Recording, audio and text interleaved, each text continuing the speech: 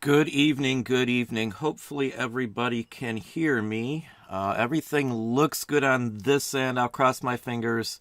Those in Patreon know I had a couple issues the last two times. I was trying to mix some other feed in. I got it, I think, so we're going to try that one more time probably this coming up week. But hopefully everybody's doing well.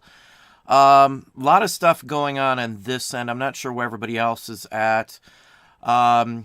I had a lot of people asking on how the sales were. Let me just hit that before we hop over to names and stuff. It was low for the inauguration night for us, considering the other days around it, but I've picked up and it hasn't really affected us in any real way. It's the only dip I had, and I expected it. It happens every single time.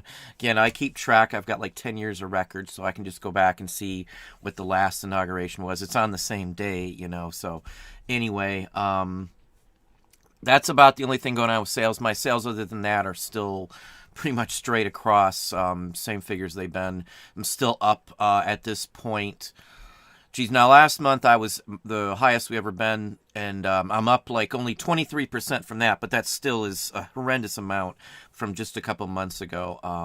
Yeah, I don't know if it's just us hammering the account so much or the combination of things we've been messing around with, but that's my results. I just was reading somebody else's just a few minutes ago while I was getting everything ready. Hopefully everybody can hear me. I don't hear anybody saying there's no sound, so hopefully everything is right. But I was just reading somebody, and they were talking about numbers and stuff. And they pretty much are in line with what I'm literally seeing as well, too. You have to excuse me. I've been talking a lot. I've got a few business deals going on the back that I've been going back and forth with for quite some time on the phone. We're going to literally talk about online selling and reselling as full-time. That's going to be the topic. I want to dive into that and questions related to that a little bit, too. But I mean, what I'm seeing, I don't see is it's just me. I have a lot of people telling me, well, it's because you're on YouTube, but I don't share or advertise my eBay account really at all. I mean, it's in videos, but I don't post it anywhere, anything else. If someone wants to find it, it's there, but I don't, have a link to my store or anything else like that. My customer base are antique collectors. They're not YouTube video watchers. Nothing against anybody. It's just not where I go with my stuff, I guess. I know a lot of people put it in there and stuff, but that's just not me. You're not going to be interested in a 200-year-old shirt button for $200, most anybody watching this, or a postcard for a couple hundred, it just doesn't usually happen. But anyway, let's see who's in the house. I know I saw, I thought Marty I saw just a few minutes ago. Yeah, Marty, I did miss last week. We've had a lot of stuff going back and forth. Tomorrow morning at 9:30, I have a eye appointment. Before I forget to, I see Dom's in the house. I'm going to be on Primetime Treasure Hunters channel tomorrow. Obviously, everybody knows, good friend of the channel. Tomorrow at 8 p.m. Eastern Standard Time. Me and Dom will be hitting it back and forth. I know he's already posted some links. I'll post some more to my Facebook group either after the show or real early in the morning. I'm going to be up real early. The appointment's early and stuff, so we'll go from there. But check out the show tomorrow. Again, obviously, Dom, Primetime Treasure Hunter. And obviously, if you haven't followed him, I would honestly recommend it, obviously, as well, too. So I don't watch a lot of other channels, but I do watch Dom's. It's the only one I actually physically have looking at. A few of the other, I watch Kevin O'Leary. I listen to him in the background. It's usually the only other one. People ask me, what about Gary V, Gary V, Gary V? I'm not a Gary V person. I'm nothing against him. He's just, Kevin O'Leary is more straight to the bone, I guess, and I like that, I guess. So anyway, just FYI, I've had many people ask me about him, and I don't think I've ever watched a whole video of his. I've seen clips, parts, and stuff like that, but it's just not what drives me, I guess. He's great what he does, I'm sure. No disrespect or anything. I drive by a different thought, I guess. So anyway, just thought I'd throw that out there. Let's see. Hey, Bob, how's Mr. Hale doing this evening, too?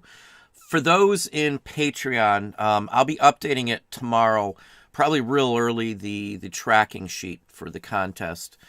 Just FYI. So it will be down. If you don't have to, please don't post anything between 7 a.m. Eastern Standard Time and 9 Eastern Standard Time. I promise I'll update the news sheet. I've got a few people that I have to put some information in. So if you don't use it between that time, you won't have any issues, and you'll be just as it was. I'll update all the links and everything else and all the spots that are already posted. Also, I just posted a rather long video for those in Patreon. It's like 40 minutes or longer. It's just into specifics on the last bolo we were talking about. I told you I'd show what I personally bought, and that is the whole thing. Pricing, lotting up, and the whole works in there. So, and I'll give you some specific examples. You'll see them. I've got close-ups for the whole thing, too. Again, it's already up right this minute. I posted it before the show. He slapped down. Marjorie Hallman, the stuffologist. Long name, but it's a good name. Let's see here. Chandra. Dom's wrestling video. Yes, yes, yes. Big Rock Bay, how are you doing? CJ, good evening, good evening. Part-time Picker. Good evening as well. There's Amazon Seller 99. Mr. Sanders, Rich Sanders in the house. Adele, welcome. There's Kathy. Hey, Kathy, how you doing? Strictly Anything Kathy Reese. That's right, it's morning. I don't see Duncan in the house. He must be out getting pizza today. Hi, Carlene. How are you doing this evening? Hope you are well also. Duncan VR is MIA today. It's his birthday. I probably saw a notice on that. I so rarely get on Facebook. He is one of the ones that is in my personal Facebook, too. Anyway, have not seen anything on Facebook. Facebook these days has turned into a cesspool, kind of, from both sides. Where are we at? Chandra. Dirt Road Picker, good evening as well. Alan Dean, good evening, good evening. Mike Dooley, good evening from England. One of these days I will get to England. I am looking forward to going out that way one of these days. Loud and clear, good to hear. I thought I had it all fixed, so I've been going back and forth on... I've got a new laptop. I've talked about it before, and I've been trying a lot of other things, trying to speed up some processes and rendering times. I'm trying to cut them down in half, so, and still keep the quality, which isn't something I've had to mess with before. Where are we back on here? Let's go through some names, and we'll pop into the topic. David G., welcome, welcome. Tassos Greece. I grew up next door to a family that moved straight from Greece. Him and his wife, their sons, both of them were born in Greece. I knew them very well. They still live next door to my mom. We used to go down to the Greek festivals here, and I actually volunteered at the Greek Orthodox Church down in our downtown area for the kids. Both of them were in the robotics team for Dana, if you guys know Dana at all. They did the national robotics competition and stuff, and Dana was the sponsor, and we helped them raise money and stuff. I did that and some IT stuff before, too. Love the Greek food. I can't talk about one of my favorite restaurants in Florida, and it's the best Greek restaurant I had been to that I can think of ever. Louis Pappas's restaurant in Tarpon Springs on the Sponge Dock. Tons of antique stores down there. We usually stayed in Dunedin, Florida, which was off Alternate 19, and we I lived in that area whenever I could get over there. We spent the whole time walking around and hanging out and the boats. And it's an awesome place if you ever get there. The Greek food there, the snapper, the red snapper was just my favorite. Can't ask for enough having that. I could eat that every night almost. That and crawfish, but... My scammer destruction video. eBay stock earnings, I would imagine they will be great. Yeah, I don't have much eBay stock left anymore. We used to do a ton in eBay stock, but we've been back and forth with what we do with it. I'm not a huge stock investor, truthfully, but I do have some. Utilities and stuff usually do very well for us.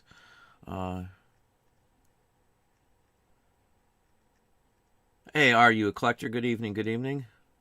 Found a 1963 Sears Christmas catalog today. Yeah, catalogs are always good. It's one of the area. I think I even have a video on just catalogs from a couple years ago, probably. Probably time to update some videos here. I love the Christmas. I grew up on the Sears Christmas catalog. My parents never bought me much from the catalogs. Usually, you had to order them and put out money ahead of time. My parents never made a lot of money, but between Sears and J.C. Penney's, we always got the catalogs, and like it was like 70s when I remember really getting into them, and you had Buck Rogers action figures out, Black Hole, what's the other ones? Buck Rogers, Battlestar Galactica, that's the one, and I think it's the Sears one has what's his name, Balthazar and Lucifer, I think's the other name of the other person there. And those two figures were only available from the catalog. And I begged my mom and dad forever. They never did get them. I never got them. But just like the Cantina set, I would have loved to have had the tall, the snaggletooth with the blue outfit on. But, I've had them since, obviously, as a reseller quite a few times. I don't keep them anymore, but I actually did pick up some Star Wars figures the other day from the 70s. Always brings back fond memories for those of you who are older and remember growing up, getting the Star Wars toys in 77, 78. That was like 3 years, well, not 3 years, it probably was 3 years of my life was Star Wars and comic books, just really heavy into it. Yeah, I do love the guides. A lot of people collect them for the pricing and stuff. They collect toys.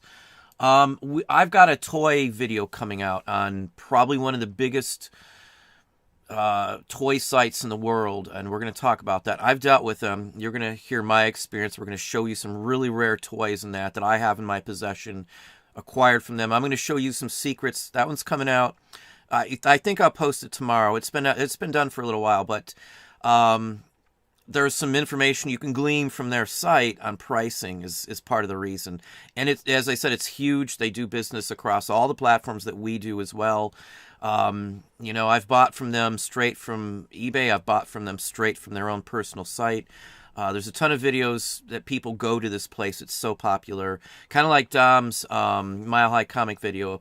I haven't been there. It's off the globe for me at this point. I'm not traveling overseas anytime soon. So, but I have dealt with them. So we're going to go into some toy secrets on collectible toys, high-end vintage and stuff too, because I love that stuff of any kind. I love mint on card figures of any kind from my childhood. These days I keep some of those if they're mint on card, but those and a few sci-fi. I love the Dell painted sci-fi covers and stuff like that. Just my thing. Space Cadet is one of my favorite lines. It's Dell 4-color series, first ones, and they had their own separate. My office area has comic books framed from that. I've got every one. It's like one of the few lines I have every single issue of. Vampirella, I'm really close. I do collect Vampirella comics, the originals.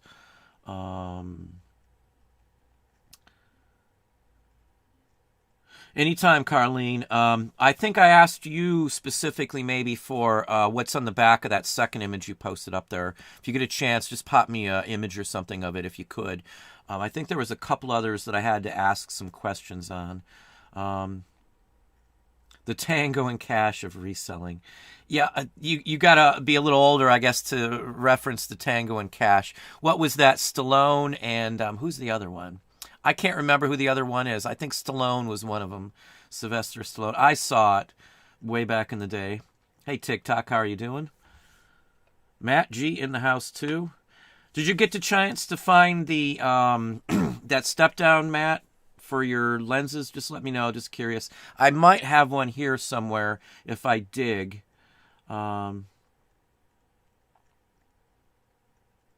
Driving home. Be safe. Oh, you got the lenses. I know that one. And as I said, I'm Primetime Treasure Hunter. My voice may go out. I may have to end this earlier today. I don't know. I've been on the phone working on a contract for something. I've been picking up some contracts for a few things lately. Some behind-the-scenes stuff. I may share a few things with Patreon. I probably won't share them out in the open, but we've got some things going on. We've also have some 3D printers running right now with some things we've been working on too. So I might share some of that too, but you can have a little 3D printer army for relatively reasonable price these days, and mass produce things, 5, 10 at a time. Just FYI. Where are we at here?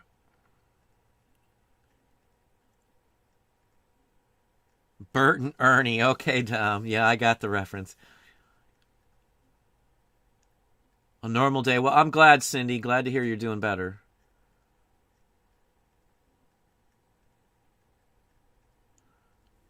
Contest is just trying to push. I will probably do something else in May for those in Patreon, as I said. Yeah, I always forget to say hit the thumbs up. We're almost to the 100 mark in just the first few minutes. If you haven't hit the thumbs up, please hit the thumbs up. Let's stop. Let's go over and actually talk about the topic for just a minute here before we do anything else. I think most people who've watched the channel know my story. I'm a general manager and a regional manager for 20 years of my life. And that's the only life I knew for the whole time I've had kids and wife until we moved into full-time reselling. I've done the whole gambit. I've worked for corporate America as a regional, handling multiple states. My region did 11.2 million, 11.1, somewhere in that range, on average every year. So I've been up there. I've handled, large sums and stuff. I never had freedom. I never had an ability to do anything else other than that job. On my free time, I did do some reselling, obviously, which wasn't much, so I could only do some weekends and stuff. I only had like one day every other week or so to source and stuff, but I've always done stuff like that. Reselling, though, in all honesty, though I made, 6 digits for a very long time as a regional, did very well. We had bonuses like 25K every 3 months and stuff like that on top of my regular pay. If I hit my numbers, of course. And I was there through Katrina, so my numbers were just horrendous. I got like a 1x, 2x, then 3x multiplier, which meant that I got extra money above and beyond what I was even supposed to. You got a revenue share if you hit certain marks, and I earned revenue share because we were so busy. We were the only restaurant open, so we made a ton of money, but you don't get much out of making a ton of money if you can't spend that money, if you don't enjoy it, if you're miserable with what you do. Reselling, for me, I was made for this. 20 years, 30 years, before this even existed, this is me. This is me. I've always went to garage sales. I've always loved vintage collectibles and stuff. My grandmother's house was basically a museum to me back when I was a kid. The opportunities in reselling and just selling online in general are massive. It levels the playing field, in my book, for pretty much anybody out there. You've got a level playing field against some of the big wigs. If you're able to at least figure it all out, you can go after them. You can have listings that challenge theirs and still make good money off of them. Amazon's a perfect example of that. Now, a lot of people don't like Amazon as much as that, but this is a business that I do, and I'm not part of what Amazon does. I'm doing my own thing, and I don't do anything stupid with my accounts, obviously. You have the same opportunity. There's people that sell nearly identical items to national companies that are doing extremely well all on their own with nothing more than, some links and stuff on Facebook and social media and stuff like that. Now, I'm not a huge fan of all that pushy and advertisement. I'm not a fan on commercials per se. I like the vintage ones, obviously. But, I'm a reseller, and anybody who wants to be a reseller, I still, with everything going on, I still say this is probably your best opportunity ever, this time frame that we're living in right now, with the massive new amounts of people that have just flooded online. As I said, last December was the busiest sale time ever for me as a reseller. I don't care about YouTube or any of the other stuff. As a reseller, I have never swamped in so much money in my life than I did in December, and it was just a swamp that came in. It just flooded my store, and it hasn't really died down since. The opportunities are there. There's just no other way around it. Now, I talk about Kevin O'Leary once in a while. I mean, I don't idolize anybody, but I think he's smart, and he knows what he's doing in the business experience. I've read a bunch of stuff about him, stuff he's read. One thing that he stated, and I do believe this is probably the case from even reports and industrial journals, 30% of people out there are probably the only type that would be able to do this for a full time and be happy and successful and like what they're doing. The other 70% of people may not be made for this. And again, there's nothing wrong with that, but I do feel that with the amount of people that constantly quit and don't want to do this anymore, that's probably a solid number. Whether you want to be in that 30% that's going to make it or not, up to everybody else. It's not easy, and sometimes I get aggravated when somebody points me to a video saying, well, this person does it in so much this, and it's some fluff video just, trying to get you to click on a course or something. It aggravates me to no end, because for me it's a lot of work. And I wanted to know every aspect of it. I look into it. I spend my time researching. I love all that aspect of it. This is literally the dream job. If I had to guess a dream job and this was listed on there, this is probably what I would have picked. 20, 30, 40 years ago, whatever the case may be. This isn't something I would have ever thought was possible, but as a steady income, this is far more steady than when I worked for other people, because you never know on a bonus and all that kind of stuff. You never know. Here I could almost, set my clock to what's coming in on any given day, which is really weird, but once you hit certain points and plateaus in a business, it's like an autopilot almost. You get enough stuff up, it's like a residual income, and as long as you keep feeding it, it keeps growing, just like an animal or something, I guess. The analogy here is like an animal. You keep feeding it, it's going to get bigger, and that's basically the gist of it. Once you start selling, a set amount, you have to list more and more to keep up and keep it growing. That's where usually most people have a stumbling block, where they hit a certain point, but there's no limit in my book to what you can do as a online seller, reseller at all. And I would have never said that was the case 10 plus years ago, but having done this for a full-time revenue and just looking at my bank account, it's not a brag. I'm not telling you what I'm making or anything else like that, but let's just say I was a regional for 3 states, handled $11.2 million, and I make so much more than I did there at 6-digit numbers that it's not funny. It's almost sad, because I wasted so much time doing something else that isn't gratifying. This is gratifying because I'm able to identify and figure stuff out and the best sell way and get so much more money than this person, or able to get top dollar when other people can't. It's like a challenge, and that's the aspect of running your own business, putting out fires here, this issue there. And unless you like doing that, always be thinking about what's going to happen tomorrow. This may not be for everybody. The opportunity's there. In 2021, I really have never been so mind expanding wise and business thought right now than before, because there's just so many opportunities that keep coming to mind or popping up. Stuff I would have never thought about just even a couple of years ago with avenues and revenue and everything else like that. So if you want to do this and you're serious and you're not afraid to put in the hours, it's there for you. I can promise you that.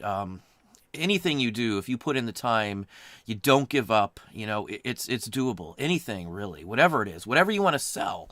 Geez, there's so much you can sell. I know people that sell live fish online. That's their whole business, is live fish, discus fish, fighting, fighting angelfish, or some kind of fighting fish. I don't know my fish, but I know the discus fish, because they get like $600 for a pair, and one disc fish pair can hatch like, I don't know, 600 fish, 600 little babies, whatever you'd want to call them. So the profit margins and all sorts of different things are just horrendous. I've known people that have sold plants. We've sold plants. I've sold seeds and all sorts of different oddball things, from like exotic fruits and stuff. Dead bugs we've sold. You name it. There's an opportunity to sell the craziest thing you can think of. When we first started in eBay, and I'm going to get back to the chat in just a minute here. When we first started in eBay, people would, well, you can't sell everything. What about this? What about that? And there was always a market. Anything somebody asked me for, I could just type it in on eBay and come up with somebody selling that item. And most people are shocked, but that's the point, that it's open. I mean, you name it, you can sell it online. and it's not. There's just so much opportunity. I just can't get over it. With the 3D printers and stuff, we've been doing a lot with that. And I've been digging into this options and that options, and the types and this and that, and we've reached out to some companies and all sorts of different things. That's a whole new opportunity that's open to people to do stuff that 5 years ago no one could do reasonably effective. You can create your own toys. You can create your own packaging. You can challenge main manufacturers to some extent, at least to get your name out there, and the entry into that field isn't that expensive. There's not some big huge barrier. All it takes is your time, your abilities, wanting to do this. I guess that's the biggest point. The world is your oyster. I guess a line from what is that, Scarface, I guess. I think that's one of the lines in there. Let's hop over and go through some more comments. Unless I've lost some already. Let me see where we're at. Hang on, let me pop back up here because I think I just jumped on my feed. Kurt Russell and Sylvester Stallone, Tango and Cash. I think somebody just put Kurt Russell. That tells you how far the chat's bounced around. Waltzing with Crystal. How are you doing, Crystals? Good evening, good evening. Glad to have you back in here.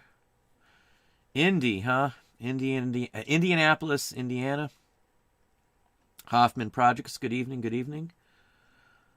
Harland, good evening as well. I've been to Maine. We've went through that area. We went to Portland. There was some antiques fairs up there. One of the weekends we went to Brimfields. We just drove up the coast. Awesome. Just fields. We saw fields of wildflowers and stuff for like a mile. It was just awesome. It was really incredible.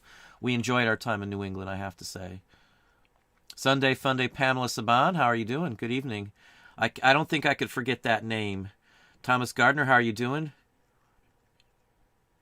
Do I ever watch... I don't watch any FB, anything like that. No, I don't.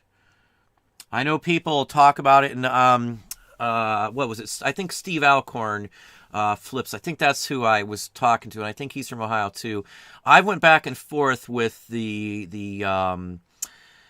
licenses office here on being able to auction off something, and I'm still waiting until I get a clear answer that my legal advisor says is okay. I'm gonna wait off, but I may just auction off some. I've got a massive amount of records, and we're trying to regain some space now. And I've been debating on what to do with some of those. I may auction some lots off online. I don't know, but I don't watch anything like that. I'm not. It's not my thing. I don't watch anything really at all. I'll listen to maybe Kevin O'Leary. You don't have to see anything. Dom's videos I kind of watch and don't put them on just sound, only because I like the visual aspect, and Dom's kind of like me. So anyway, hey Annie, how you doing? Good to see you in as well. Yeah, I'm not a big fan of Facebook and all that junk personally. I never have been. I don't promote my pages or that much at all or anything like that. I know I should, and I keep saying I'm going to, but I'm always turned off by the whole idea, and I let people in a group or something, and I usually get scammers and people trying to post, and it's annoying to me, and I don't have the time to build. Dom's got a great Facebook group, but I don't have the time to invest in it because I'm not. No disrespect to anybody. This isn't meant as a cut at anybody, but my time all goes into, I want to get 100,000 listings. That's in one single store. And then I want to get it in second store. I want like 500,000 listings, or as far as I can go with listing is what my goal is. I don't know if I'll ever get there, but that's my goal. So all my time goes into stuff like that. I don't watch TV or movies rarely, unless it's like a family movie. I don't have any TV shows, I think, at all that I watch at all. I don't really watch much at all anymore. I don't. If I've got time to watch something, I could just type in a listing real quick or mess with a photo or something or write something. I got some other writing stuff coming out soon too. I am working on a couple of books. I'm getting, every month or so, I get a little closer to a record guide that I've been working on forever. There's a couple sections of it posted in my Patreon group that you can still see, but legality-wise with images and stuff. Oh my God, I never thought it would be such a nightmare. So I see why the people who do price guides own most of the items in the guides themselves, because trying to track down photos and get rights and people complain, it's a nightmare. Some people have like cliques where if you're not in their little group, they don't want to even talk to you. And it reminds me of high school, honestly. I don't mind sharing stuff with people, and people just don't care to reciprocate. They want to keep it, and they if they hear you're doing a book, then they're all kind of, pardon me, but angry with you, and how dare you put out a book? We're the book people on this topic. And I've gotten a nasty letter not too long ago about photos and stuff, asking, it was a polite letter, but anyway, enough on that. Come to Yorkshire, real England. I want to do mudlarking. I'd love to go do that. There's a couple channels that I have watched in the past. I haven't seen any in God knows how long, but I love that stuff, the buttons they find, and I love the clay pipes and stuff. I wished, it was more able here, and I wished, the laws were different here, but, on relic and metal detecting. I'm a big metal detectorist. I haven't in years, too, so I don't have time. I went out, like 2 trips just before winter. I've got a ton of video of it, too, actually. I got a whole bunch of stuff we dug up at a site, but that's the last time I went, and I did it with somebody else. I helped him with a video, and I got to metal detect is the gist on it. So anyway, I love it, but I never have time to do much anymore. I did do, I got like 3 videos that for the art professor again that I still need to edit. And I got another one I did edit, and I didn't post it yet. So anyway, where are we at here? Cindy from North Carolina, good evening. Black Crystal Dice, good evening as well. I haven't seen anybody in here in 2 weeks because I haven't been on in 2 weeks live, but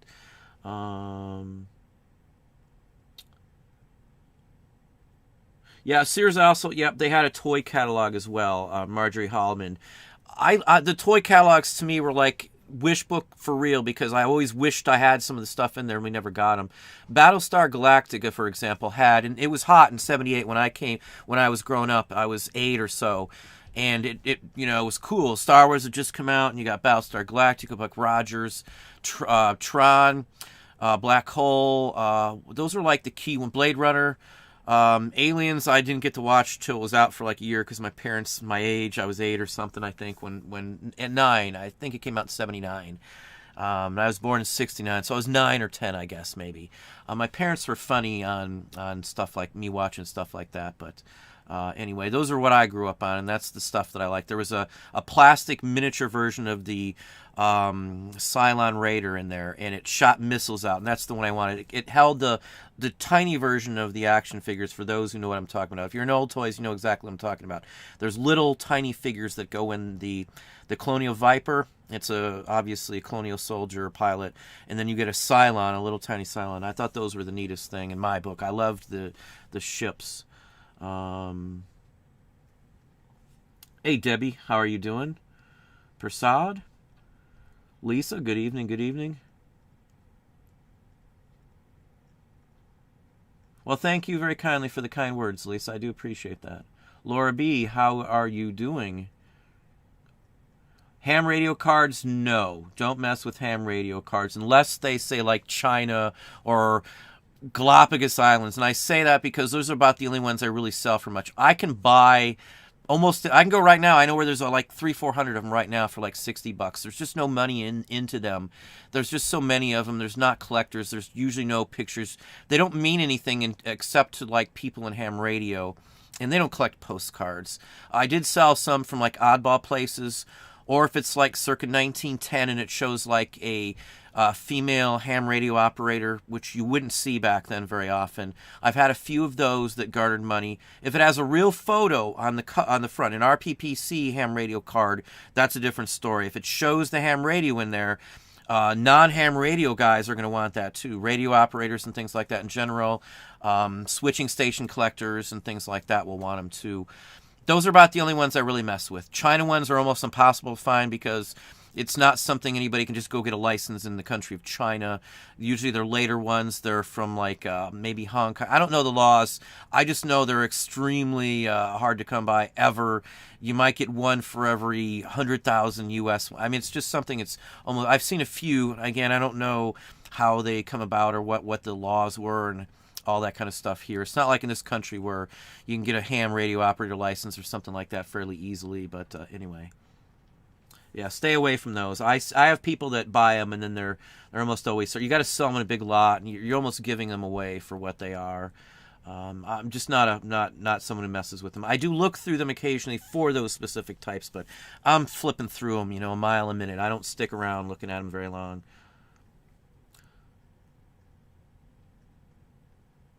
Yeah, Tassos is, well, thank you very kindly. You've been on for 5 years. I'm not a reseller. I sell on behalf of others. Well, you are a reseller if you're selling something, I would say. You're reselling something, so let me pop down a little farther.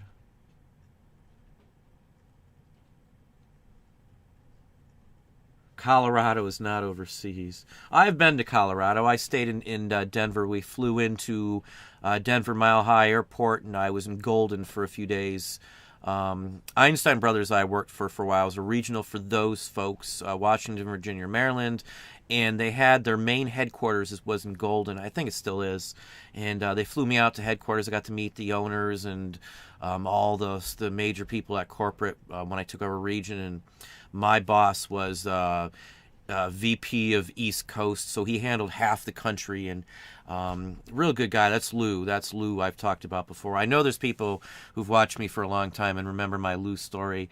Lou has been the time I worked for Lou he's the best boss I ever had. He's somebody that I would, if he ever needed something like that, I'd probably, I couldn't take him up now, but I'd help him any way I could. The guy was just an awesome guy. Best boss. When you get a boss like that, it's very rare. I know almost nobody who has a boss that they respected and liked as much as this Lou was, and that's why he got me all over the country. I took over places for him. I grew their business. I helped him advance. I helped him combine. I helped him open up new stuff. He was a real big motivator, and he's part of how I am now because of this guy, Lou, honestly. I truthfully. He reminds me of Jerry Maguire. And Jerry Maguire is a real good movie. I know some people don't think of Tom Cruise if you don't like Tom Cruise. I'm not a big fan of him per se, but he's a good actor. And Jerry Maguire is an awesome movie in my book. And his mentor he talks about, and you hear him, Dickie something, I can't remember the guy's name, but that's the Lou guy that I know. So having somebody like that pushes you and, sits there and explains it to you and, will drop anything to help you. That's where you get motivated. And that's the only time I ever was motivated working for somebody else was for him. I never, ever felt like that towards anybody else. Everybody else is just a number. They didn't care who I was. Give them what they want or screw you kind of thing. Pardon me, but that's how it is in the real world. And the Lou types are 1 in 50,000 or more, probably more than that. You just never find somebody as good as like the Lou that I know. Best person I ever met business-wise, best help I've ever met. My wife knows him very well. He used to take us to dinner, and he was just an awesome guy. I just wished everybody had something like that. Maybe people who aren't as heavy into vision and goals and things would get that if they had somebody pushing like that, I guess is the point. That's why I'm a reseller, I think, because he's helped me understand business in general, the acumen you need to be able to thrive. And we've been thriving on every aspect of my business. Every business model I've got is shooting up right now, no exaggeration. Because I don't leave anything. I hammer every topic. I hammer everything. I know where every dime in my company goes, every single dime. I know how it works. I know every little aspect of any step of the business. There's nothing that I don't know that I do. I've done them for 20 years. I'm not trying to be conceited. Just what I do. I don't know a ton of stuff, obviously. I don't know tons of areas. I don't know sports cards, and I'm not big up on a lot of the video game secrets and all that stuff. I know what I know, and anyway, let's stop rambling. Let's hop back over to some comments. Swamp Picker, good evening. Swayze, I don't think it's Swayze. Kurt Russell, I do think it is. Tango and Cash is what we're back to because I'm way behind. Kurt Russell, yeah, I'm just not. I don't 100% remember who the other one was though. Pineapple juice will help your voice and throat. Yeah, I don't mind pineapple juice. Sly and Snake. So Kurt Russell and Sylvester Stallone. Snake, if you don't know, what's that? Escape New York or Escaping New York. There's two of those movies. Escape from New York, I think that's what it was, and then Escape from L.A. Those are the two movies that he did as Snake, I do believe. Gale Maker, dealing with the water heater not heating. Your elements are out. I've had to replace those myself. I got to pull out the knob that turns the heat on is like loose, so I'm gonna have to take out my dashboard this weekend in the vehicle. I do stuff like that. I like working on cars. I hate to say that, but I usually don't. I usually just take them in. But the dashboard stuff would cost a fortune, and I'm too cheap, and I know how to fix it. So, Thomas Learzer, how are you doing? How are you doing? Let me pop down here. Oh, I was talking to somebody else. I get asked about a few topics and stuff and some questions. I commented on some UFO stuff and something that I had seen before, and somebody else had asked some questions. I have actually physically talked to Bob Lazar on the phone before for like 20 minutes.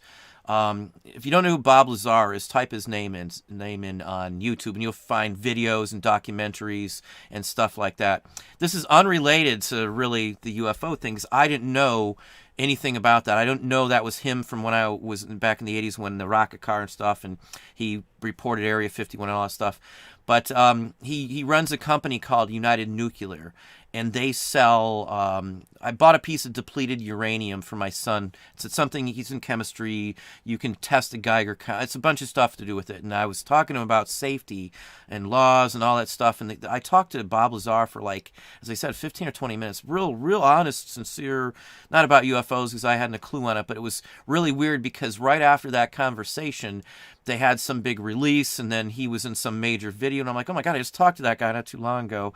That's my Bob Lazar story somebody asked me about. So there you have it. I did talk to the guy for a little while. You can look him up. I don't know if he still answers the phone himself, but him and his wife in Michigan. We thought about even going to pick it up if there was laws. I didn't want to get in any trouble or anything. So anyway, real nice, down-to-earth, normal person. Sounded really intelligent to me, like he knew exactly every little aspect of that stuff. But anyway, I thought I'd throw that out there because I had a couple people ask on that exact topic. I brought it up once before, and I don't know what video I talked about it. It's been so long, but that's a true story. United Nuclear is Bob Lazar's company, the UFO guy, the guy who says he worked at Area 51, and that he worked on a saucer. And if you didn't see, the government here actually said that they are in possession of material not of this world. That's true. That's a real statement that's been made by scientists working on the U.S. government projects for this. Just FYI. I know that's off topic, but I had a bunch of people ask that, and I don't want to snub the conversation because I do like that kind of conversation. But let's pop down to actual Thomas Learzer is the reason that Bob Lazar came up. It reminded me of his name. Just FYI. Yes, 6 digits, but no life. I do those 6 digits, but I have a life because it's eBay and reselling. That's the point, though, I guess, of this whole experience. I wasted 20 years working for somebody else. I missed my kid's first step, first words, first experiences doing this, and all the cute stuff. All I got is photos of some of the experiences that my wife got to enjoy. And nothing against my wife, of course, but I worked hard so she could be there with the kids, and she didn't work since, other than with us, other than helping me when I was somewhere, but she raised the kids, and I worked a lot of hours to make sure that we had it coming in, and I almost feel like I robbed my family of things because of working for somebody like that in that environment. Nowadays it's night and day, but again, this isn't an easy job. Too many people just, again, watch a video and assume that that's it. That 30% that are made for this, I think that honestly is a true number probably, because there's just so many aspects of this that you either get it or you don't, or you're either fine with putting in the extra hours or you're not. A lot of people are fine with just the 40 hours and they're happy and they enjoy it. There's nothing wrong with that. A lot of people may not want to do this more than 40 hours and they're fine with the money they get, which again, who cares? That's fine. Whatever you want out of this is what you can get out of it. If you only want to work so much, work that much. I want more, and I'm going to work more for it, and that's just what I want. There's no disrespect or anything towards anybody who doesn't want what I want or doesn't see the vision that I have. Everybody's different and every company is different, but there's no free rides ever in this. I don't care what anybody says. It's either luck, your family knew somebody or something, or something like that. I just don't. There's just no other. You're not just going to start making a fortune your first day doing this, your first month, your first year even. It takes people sometimes a few years. Yeah, you can do it. You can sell a certain amount. That's another one of my pet peeves on people pointing, hey, watch this video or that. They're talking about we sold 100,000 last year. We sold 120,000 last year. I don't care what somebody sold last year. I care how much they actually made. If you sold 125,000, but your costs into it were 92,000, how much did you really make? Taxes, it means nothing. Who cares what somebody sells? The more important part is how much did you make off of it. I more talk when I do videos too about, I only paid $1, so I made 30, 40, 50 bucks on this, or 400% profit, 1,000% profit. That's what matters in my book. If you're not, making money on it, what does it matter? You're just spinning your wheels. You're investing time into a business that might sell $120,000 worth of merchandise, but you're not making anything from it. It would be pointless. A lot of people that are at that point would be better off working for somebody else. They would make more money and have more time. That's the point of that, I guess. Let's back up here. Let's pop down some more comments. In order to know vintage, you have to be vintage like. You don't have to be vintage, no, but I grew up on most of this. Yeah, which is exactly what TikTok's saying here. I grew up on a lot of this, and what I haven't grown up on, what I've started since I've been an adult into this, I've just picked up by accident or found one item, it led me to another type of item, and then I've kind of went outside the box to the extreme, and we keep finding stuff that people just don't mess with. Every time, I think, well, I won't find anything new or something I haven't seen that I could sell. And next week I find something I've never thought to sell and something I can get cheap and replenishable. I go through stages like that. Nothing dries up around with what I sell. There's always vintage showing up and stuff. And if not, there's just so many different things I could be selling. I could change my whole way of operation, if I really need to. Tassels, yes, December was extremely, extremely good. I can't say enough how good it was. Hang on one second here. Apologize, I don't like to... Okay, hang on, sorry. Okay, sorry about that. Yeah, December was awesome. Thank you, Crystal. Annie's not a Victorian. I know she likes and does a lot of videos on Victorian stuff, too. I've seen a few of those, too, of Annie's.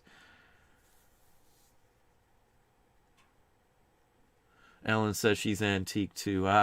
Nobody's an antique. If you're 20 or older, you're technically a collectible.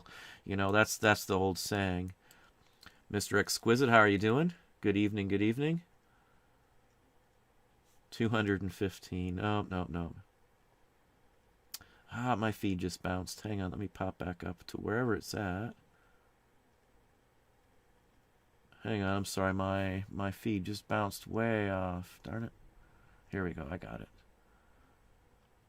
Yeah, I don't have the same setup I'm usually running. I've got a couple other things running today. I've got some reports and I've got some videos processing on 2 other laptops. So I've got 5 screens open right now. I don't like to do that too much, but...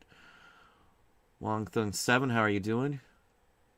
Well, thank you very kindly. Thank you very kindly. Sherry Dennis, how are you doing as well?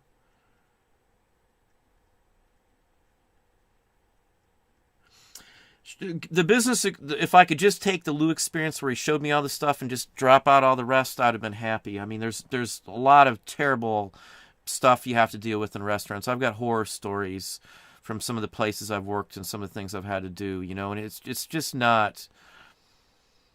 I've seen people die. In all honesty, I've seen some horrific things in my day working for people. Stressful situations, fights, and just awful situations and stuff. I don't miss any of that. Yeah, I've got the experience.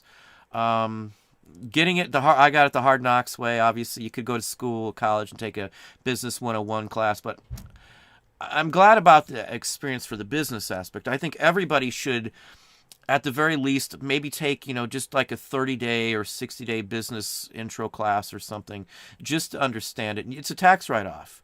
The more you know, the better you're going to be. And I really honestly feel that would be a good option for most people.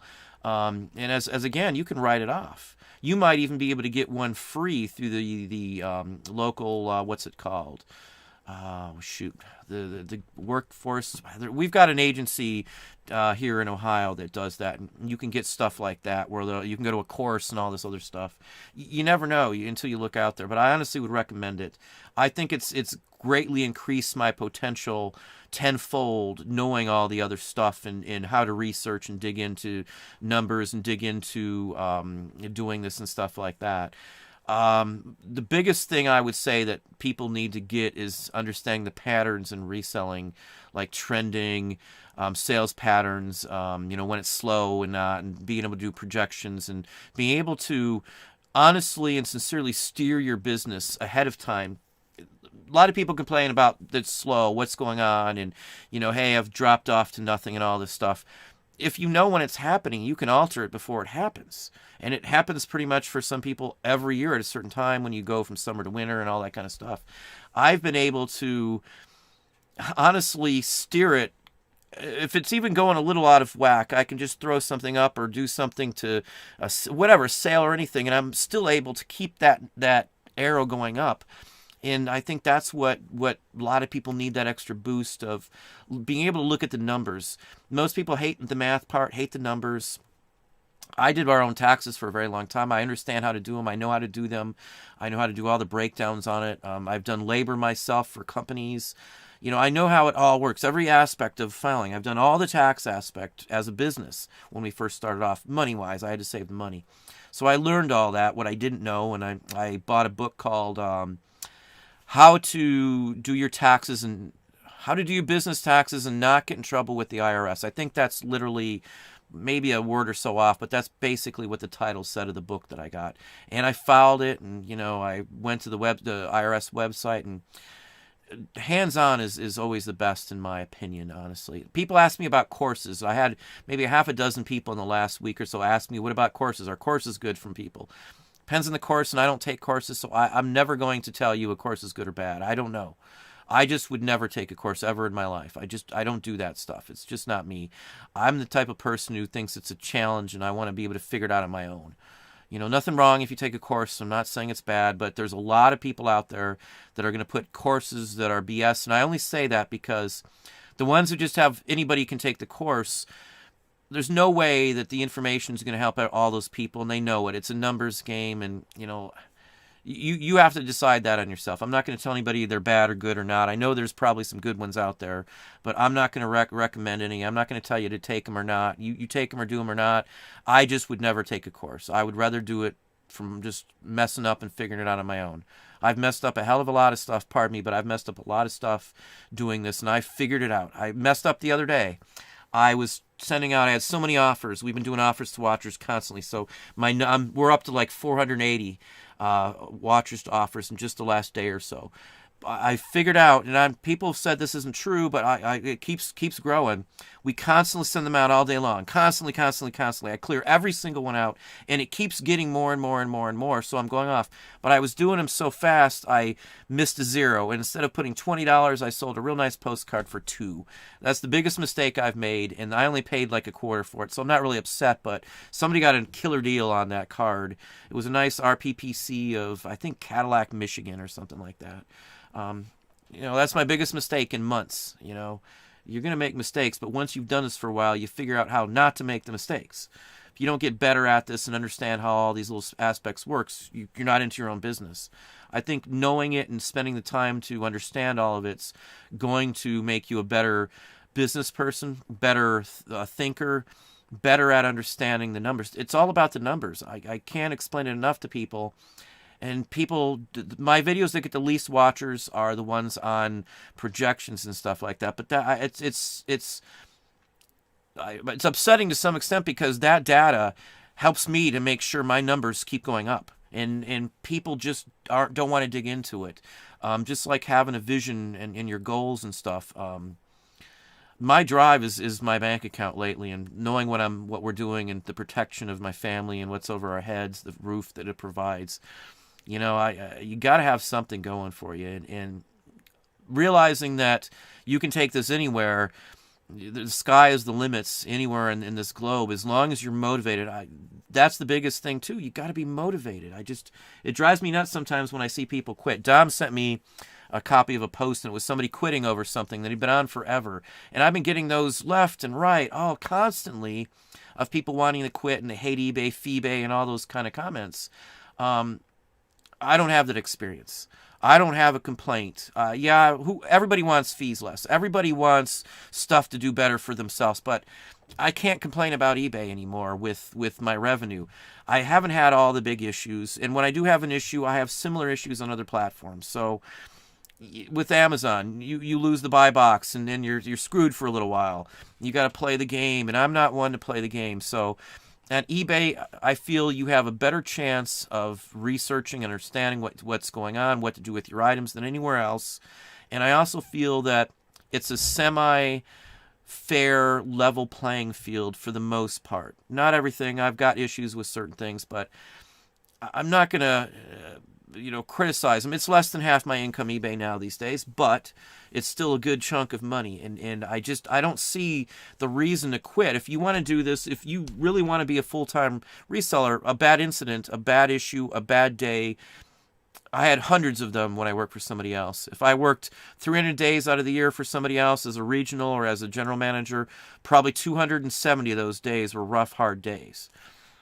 So this is a piece of cake. I don't care anymore if something bad happens on eBay's side, or if something crashes or whatever. I fix it and I move on. Again, it's not worth your time, your thought, your effort.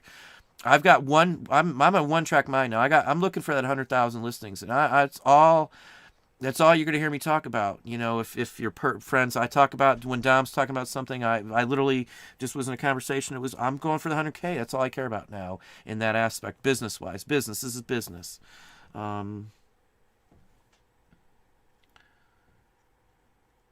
Where'd I go? Let me see. I don't want to miss anything. We're going to pop back to some here. Do you think managed payments in eBay has changed anything as far as the algorithm? Derek Schaaf. I think the algorithm has no bearing on the payments that you get. And I say that because eventually there will only be the one payment structure. PayPal will be weaseled out of the picture. And so why would they add something in on that aspect of it? It wouldn't make much sense in my book.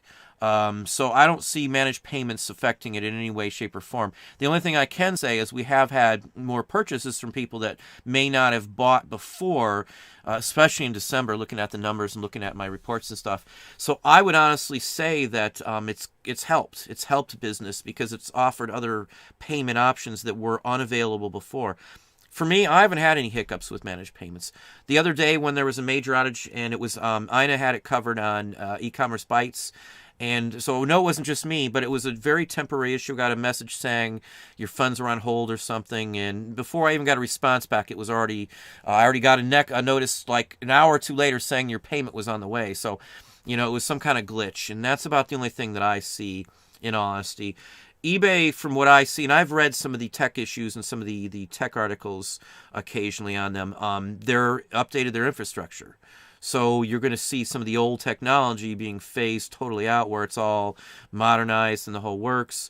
And you're going to see some glitches when they switch over from one system to another, or mainframe servers over to one to the other, or how they're batching it up. The volume's increased this month, and not this month, this past year, greatly considering where they were running. So I'm sure they had to up the amount of storage that they are running to compensate for that. So technical wise, I'm fine with what level they're at, what's going on.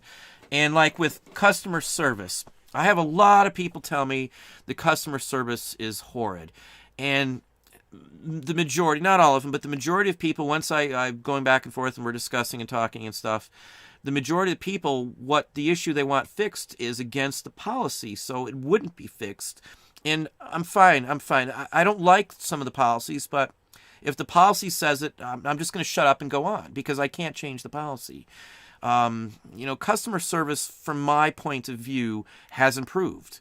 And I'm going to say for sure, because especially if you don't have an anchor store like me, eBay for Business on Facebook, they've always been able to answer. Maybe it's not always the answer you're going to like, but they have always been very helpful to me on there. I don't get mad, and it's quick, and I don't usually care if I get an answer right away. Even if somebody owes me money or I have a return issue or something, I'm not rushing. It's not an urgent to me because I'm not worried about that money or whatever the case may be. I don't care if they hold it or any of that kind of stuff. When you get to a certain point, all that stuff's just a waste of your stress points and stuff like that. If I can't control it, as a business owner, I'm gonna just play within the rule book that I'm given for my business, and that's following eBay's rules. I don't know how else to say it. If you're upset with how eBay runs the rules, you're definitely not a reseller. You can't argue that point. And I know Poshmark and all the other companies are coming up and stuff like that, but for the markets and stuff, it's going to take forever for somebody to be able to overtake eBay. And once they get to a certain point to grow it, the policies are going to shift to follow along with everybody else. That's what everybody else has done. Everybody else has done that. So, with these sites that are now rebel sites, and it's like the Wild West with McCrary and all these other sites, it's not going to always be that way. I can tell you, that's the way everything has gone. eBay was the Wild West. Amazon was surely the Wild West when we first started. So was Etsy. All the sites that everybody uses were the Wild West back in the days. You would not believe the stuff we sold and the oddball, just junk and garbage, and it was the Wild West, and that's, those days are gone for eBay and these companies. And once the other companies get big to try and rival them, it's going to be gone. They're going to have risk factors. The risk management team is going to come in and start striking down, like after 3 days, you can't return it and all that kind of stuff. It's not going to float in a real world at some point. It's going to be, I'm not saying they're a fad, but that's going to cost them at some point in my book. I've been around too long to say that that's just going to fly. It's not. There's just no way. More so, people are giving the best customer service, like with Amazon. You always get your money back if you get screwed pretty much on Amazon. Same with eBay, basically, as a buyer these days. Let's pop down here. Daryl Hall, how are you doing? It's harder to quit than to start. Yeah, I don't. Donnie Glasstein, how are you doing as well? I don't want to miss anybody.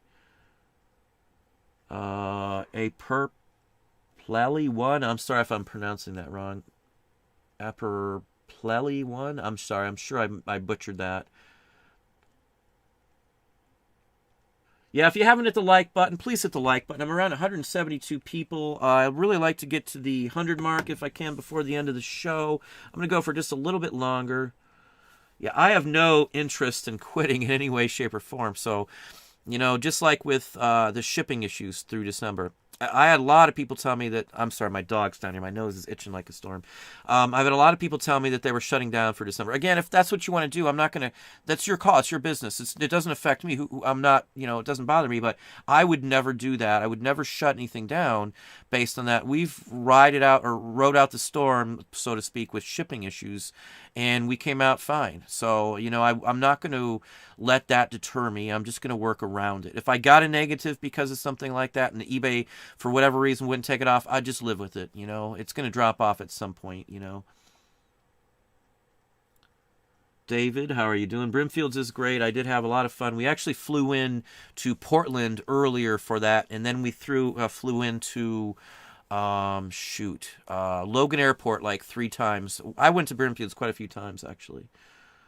I really liked the area. Logan Airport I didn't like, but I liked Brimfield's. I hate those raising things. I don't know what they have now, but there was like a vehicle that raised up to get you out of the airport, and it drove, and then I think it went down and then went back up or something. I don't remember the whole thing. I went through there like 5 or 6 times, Logan. It's right there in the water, too. We came in the fog once, and you come out of the fog, and the water's like right below you, and there's the runway. It's probably the closest I got to the ground before even knowing it. It was really neat, though. I don't mind flying. I'm just not too happy these days to fly. Let's pop down and get some more questions in before we get to anything. Are you finding USPS getting caught up? I still have packages mailed in December, not yet delivered. All of my packages have been delivered. I counted the cases. I had 19 cases, I think, total that were open. Some of them were open real early, and they ended up getting there right after that. Every one automatically closed through eBay. Doing exactly what I always say I do. Send them a notice. Let them know what's going on. Open up the case. Try to push it. Get your when you have an issue like that, all you're wanting is more time out of your buyer. It's time to let them know that you're looking into us, you're doing what you can. And I filed the reports with the post office, gives me another 7 days. And the items always showed up. So I don't have any issues at all at this point. All of them showed up. I don't have any dings, any issues on my account over shipping or anything like that at all. Nothing during this whole time. Go on. Let's see here. Unicorns don't lie. Good evening. VIP yesterday. I got 3 New York City daily newspapers, 19 JFK newspapers. Could be reproductions. Be careful with those. And there's a ton of those out there, just FYI. They're not worth nearly as much as you would think, JFK ones. But there are reproductions, so be very careful. If they look too good to be true, chances are they probably are. Annie got a Christmas card today. Maybe they sent it out late, Annie. Travis, what's a good city in Maine to go antique shopping? Wife and I are planning a trip to Maine in the summer.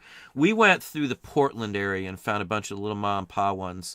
We drove up through the coastal area, and there was just a bunch of them. We were up in one in Portland, and it was like a 1600s building. I want to say Washington even slept in the building. When we entered it, you had to duck your head. The doorways were so narrow, so short, just because of when they were made. We found a lot of stuff. I mean, I've never found so much stuff from a sourcing trip than when I was up in New England those times. I mean, we had to mail stuff back, and we sent a lot of stuff back. I had to pay somebody when we were coming back to make sure all of it was loaded in and all that stuff and locked up and everything. What's been your favorite flip professor? Christina Bosin. I don't know. Dave Midwest Picker, how you doing there, Dave? I don't know. That'd be a tough one. My favorite item that I've found is my XM radio that's been in my car for like 8-10 years. It's got a lifetime membership on it. I paid $2.99 at Savers, and I got a discount with drop-offs. That's my favorite reselling purchase. I listen to it constantly, and it works perfect. Just never call XM Radio because they'll turn it off if they know you're not the original owner. That's my favorite one. I've had 3 of those now, 4 actually. I got one more up on the shelf right now that somebody else hooked me up with the other day. That's my favorite all-time piece. I don't know if there is a favorite piece because I like all the stuff I honestly sell. I couldn't give you one other than buying the XM radio and keeping it. I don't sell everything I buy. You know, we used to go to thrift stores before we sold, and I like just junk, oddball knickknacks and collectibles and stuff. If it looks cool, I like it. I like masks where walls are covered with. Almost looks like a little museum, I guess. We've got all kinds of stuff all over the walls. I couldn't give you one. I wouldn't know what to give you. Probably maybe I had a powder horn that we bought in Florida at an antique mall, and I want to say it was in. Shoot, I'm not going to be able to remember for sure where it was at. I can picture the place itself. Jeez, I want to say there's a flea market hooked to this. It's a huge place, and I bought it for $450. It's the biggest purchase I bought at that point, I think, ever. This is 20 years ago or something, and it was I thought it was a good colonial scrimshot. It was engraved with soldiers' remarks in the harbor scene and dates of like 1770s Revolutionary War era stuff. And I was really nervous on it, but I was really excited. I didn't really want to sell it, but we didn't have a lot of money, so I took a chance on the price, and we ended up getting, I think, $1,600 for it in 7 days. So that was a real joy and relief, I should say. Maybe one other item. We had some General Chenault photos of flying tigers taken in China, and they were taken before we were actually in October, November of 1941. We weren't even supposed to be in the war, and so we were already running bombing strikes before we technically even announced it. I don't know if anybody knows that, but that's true. They were over there before, helping out China from Japan and stuff. If you know the history, like the Japanese-Russo War, and there's been a lot of conflict over there. A lot of people aren't aware of all the other conflicts, but there's been some hatred against, between China and Japan years and years and stuff. And anyway, I guess I shouldn't be rambling on about the stories, but that was probably one of my next favorite things, was those photos, because it had everybody ID'd in them, and the person who bought them made a book out of them. And the book's like a very well published book. I didn't get any credit for it because obviously I sold them, but I paid $12 for these photos, and we were bike riding in Claremont, Florida. There was a little antique store right off the lake, and we used to do the bike trail, and we'd ride I think it was like 12 miles round trip, and we'd do from our house down through the city, across the highway into Claremont on the bike. And she had a little shop, and there was a little cafeteria. We'd eat there. There was a little thrift store in Claremont, Florida. We'd at the thrift store, and then she had the photos in there. I bought a bunch of stuff from this lady. And I even went back and bought some more because I didn't buy all the photos the first, because I didn't realize, what I had there until I got there. But there was photos of them painting the tiger mouth on the planes, and everybody was ID'd. And I didn't know it was that big of an ordeal at the time. And Chenault came out on a stamp just afterwards, and he was on a stamp. And then I was like, oh, geez. And I've never sold any that more historical photos than I think was probably my best ones. Nowadays, I'd have kept them and wrote a book myself or something, probably, just because the sheer photos would have made the book sell, Stuff like that was good. I already hollered out to Dave, Midwest Picker, another fellow channel person here. He's got a reselling channel, as does Annie out here, too.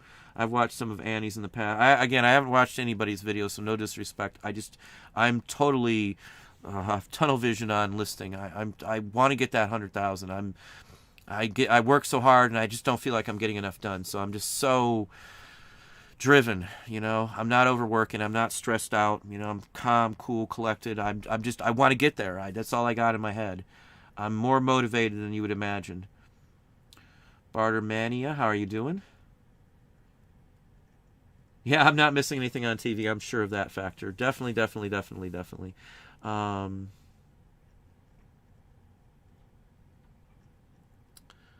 Travis, something I've always wondered, do you have a scanner that feeds postcards in inferior, or is it a flat? I have both. I actually have 3 kinds of scanners. I've got the DS510 Epson. I've got a V600 Epson flatbed.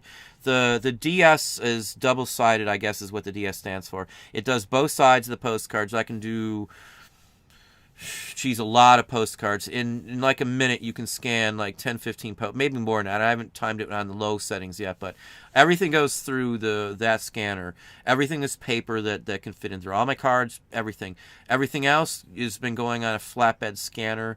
And I also have a slide-only scanner that takes 35 millimeter slides, because I have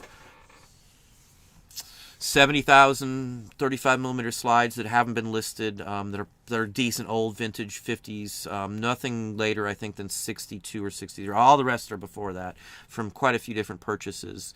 And I do honestly have a converter for 8 millimeter to video. It's a video capture device, so I can do 8 millimeter to my laptop. And that's another. It's like a PSI ports. I don't remember what it's called, but it's a Japanese device that I found on a Japanese electronic site. I actually had to have some help with that because some of the words were untranslatable on the description. I deal a lot in foreign sites. A lot of people don't know that, but I do a lot in foreign sites. We've dealt with like Alibaba. I know a lot of people hate them, but for electronic parts, they are the best place for some stuff. I hate to say it. They're the only ones that you can get to make certain parts. And there's nobody else in the entire globe that makes some things that we buy. No one else other than 2 vendors in China who deal with Alibaba. I've never been taken on Alibaba ever, and I've used Alibaba for 2.5 years now. Just FYI, like the toy site that I'm going to have the video coming out, that's a foreign toy site. Well respected, I promise you. The site itself is the company in general is a very good company. And once I have it out there, some of you have probably heard of it. I won't shoot it out yet. I'll leave it to that. But we've had personal interaction with those folks. So anyway, let me just go through a few more, and then I'm going to let it go for today. Crystal, yeah, Waltzing with Crystal. I've got a couple, actually. I've got a novel that that's finished that I'm to the it's going to get published, and somebody's publishing it. I've been going back and forth with the contract, working on that right now.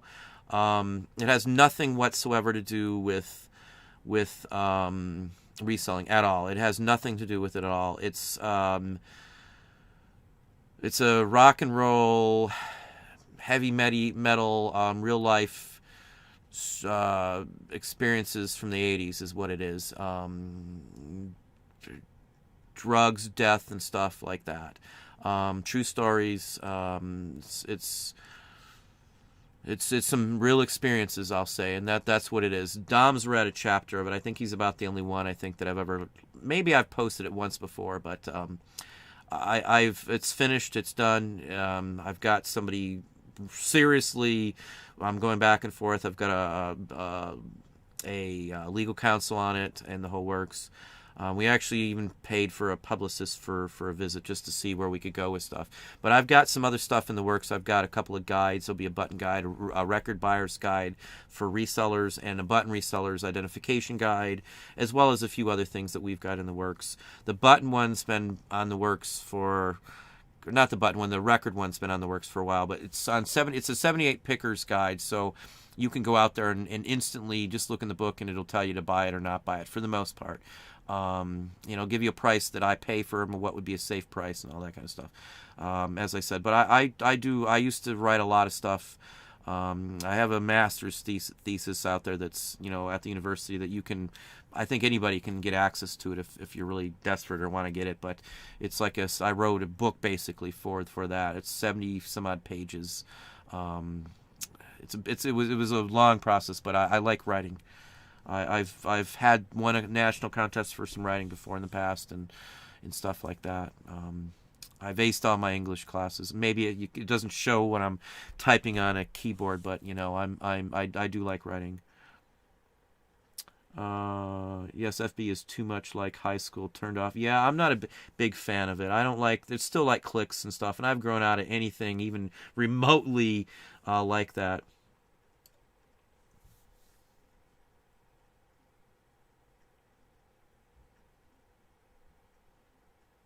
Lisa, I'm not going to read that all out, but that one would be something you're going to have to dig into.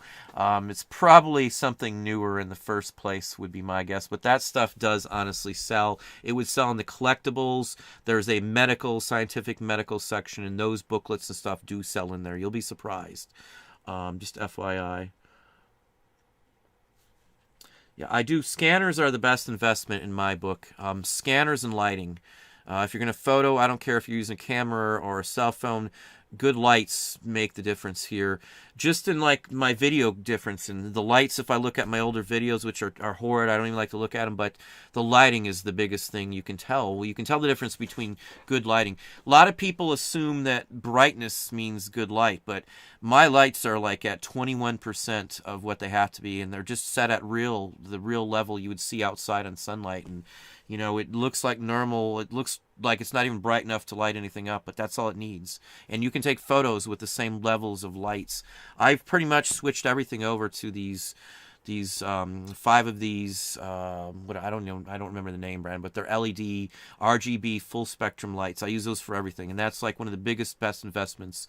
We spent over $1,000 on those 5 lights because they blow me away. I like the lights. Things like the scanners, whatever the scanners cost, they're worth it. They're worth their weight in gold.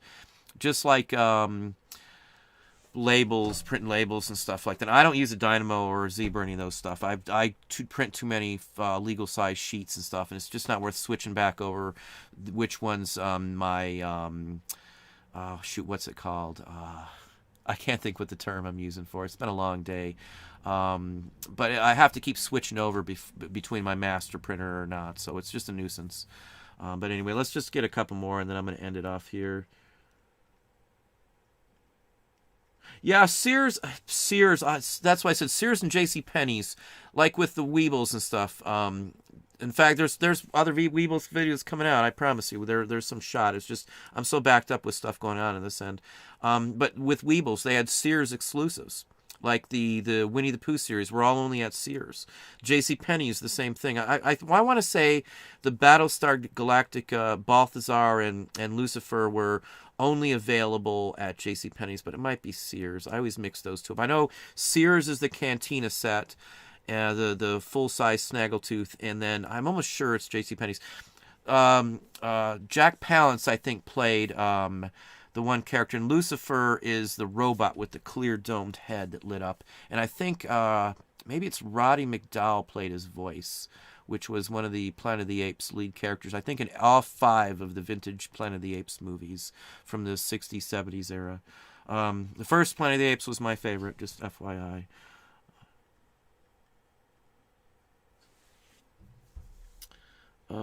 Yeah, I did do a video, Nose Pickers. Thank you very kindly. That does cover it.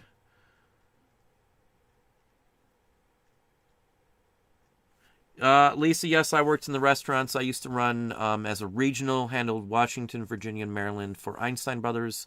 I've run my own Applebee's and Cracker Barrels. I ran a Big Gaddy's Pizza that had, game rooms and the whole works. One of the ones seated like 3,200 people. I was regional and then a general manager for many years. I know anything you want to know about retail or running a restaurant. It's you got to know it. You learn how to cook and everything else. I can cook, clean, you name it. I did it. I did every single thing in a restaurant you could do. Loaded the trucks, unloaded them, delivered, washed the bathrooms, cleaned out grease traps, cleaned the hoods, did the fire extinguisher. I've even done the woodwork, because it was part of your job to clean up the store, and we'd have cleaning parties, and I'd supply food, and then we'd varnish or something and do stuff around the store. There ain't much to it. I've done it all with the food industry and retail. Not a big fan of it. Escape from L.A. and New York were great movies. Snake Plissken, okay. Yeah, I know the movies, of course. Hello from Arizona. I've been to Phoenix before.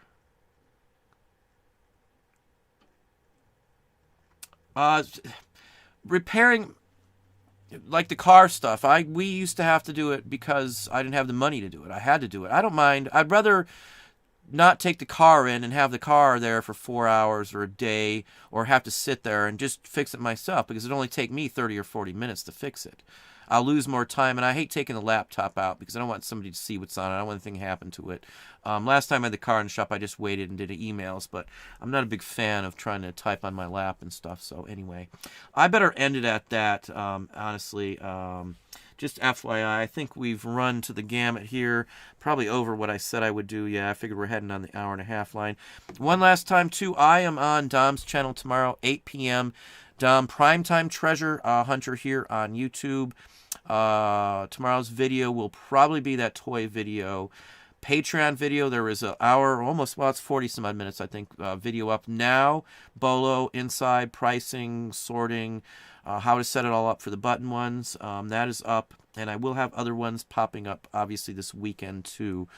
Contest, I will be updating tomorrow for those in Patreon. So please, if you can avoid putting any numbers in between 7 p.m. Eastern Standard Time, 7 a.m. Eastern Standard Time and 9 a.m. Eastern Standard Time. That's the time frame I should have those numbers in. I've got an appointment at 9:30, so I have to have it in before then, and I'll have to leave early. So that's why I say that time frame. Hopefully everybody is having a good day as well. If you haven't hit the like button, please hit the like button here. We've actually got more than my 100 mark, so I appreciate everybody for coming on today. Again, thank you very kindly. I do have a Patreon page if you want more content, hundreds of videos. I am on Facebook, Instagram. I don't do a lot with those, but they are there for you. But I do honestly thank everybody, and I hope you have a good evening.